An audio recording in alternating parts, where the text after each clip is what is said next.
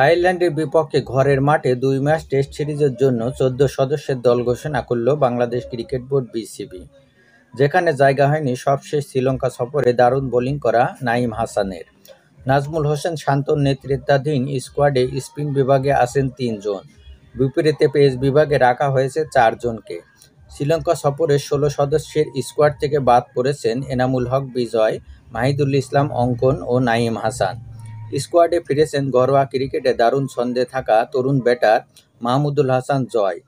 অথচ শ্রীলঙ্কার বিপক্ষে করা গল টেস্টের সেরা বোলার ছিলেন নাঈম হাসান। প্রথমবার দেশের বাইরে বোলিং করার সুযোগ পেয়ে প্রথম ইনিংসেই নিয়েছিলেন ৫ উইকেট।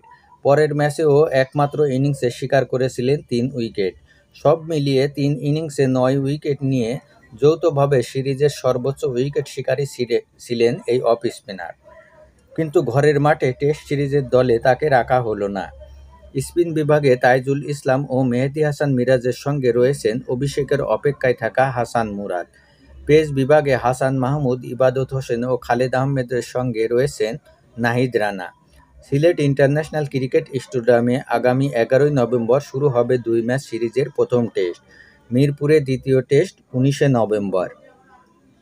বিসিবি ঘোষিত ১৪ সদস্যের পূর্ণাঙ্গ টেস্ট স্কোয়াডটি হল: নাজমুল হোসেন শান্ত, সাদমান ইসলাম, মাহমুদুল হাসান জয়, মুমিনুল হক, মুশফিকুর রহিম, লিটন কুমার দাস, জাকের আলী অনিক, মেহেদী হাসান মিরাজ, তাইজুল ইসলাম, খালেদ আহমেদ, হাসান মাহমুদ, ইবাদত হোসেন, নাহিদ রানা এবং হাসান মুরাদ।